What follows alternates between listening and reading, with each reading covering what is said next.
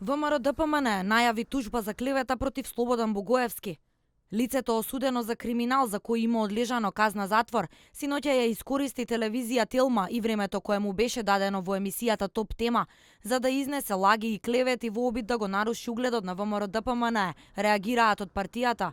За ВМРО-ДПМН, гостувањето на Слободан Богоевски представува уште еден очајнички обид на Зоран Заев да користи лица кои биле осудени за криминал и лежеле казна затвор за да му ја вршат валканата работа. Осем најавените тужби од ВМРО-ДПМН, денеска почнаа да пристигнуваат и реакции од останатите кои Богоевски ги спомнуваше во вчерашното интервју. Лидерот на ВМРО Народна партија Љупчо Георгиевски категорично ги отфрли наводите дека грчки бизнисмени сугерирале или на каков било начин влијаеле при номинирањето на Никола Груевски за министер, премиер или председател на ВМРО-ДПМН.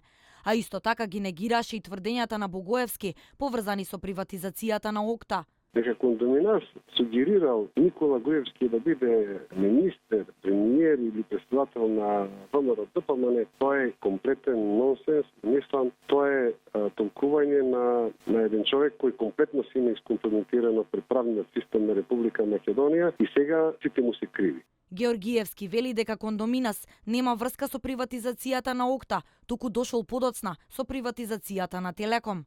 Слободан Богоевски во април 2013 година, заедно со уште 3 лица, беше приведен во полициската операција Агент, поради сомнение дека сториле повеќе кривични дела. Богоевски се товареше дека заработил околу 132.000 евра од малверзацијата со продажбата на парцелата кај спортскиот центар Борис Трајковски. Суштината на проневерата беше во продажбата на земјиште кај спортскиот центар Борис Трајковски на словенечки Меркатор во име на кипарска фирма, иако тоа веќе и било одземено на кипарската фирма од страна на државата. На ваков начин биле проневерени 1 милион евра. 8 месеци подоцна заврши и судскиот процес во кој што врз основа на докази Богоевски беше прогласен за виновен. Тој беше осуден на 2 годишна казна затвор за перење пари.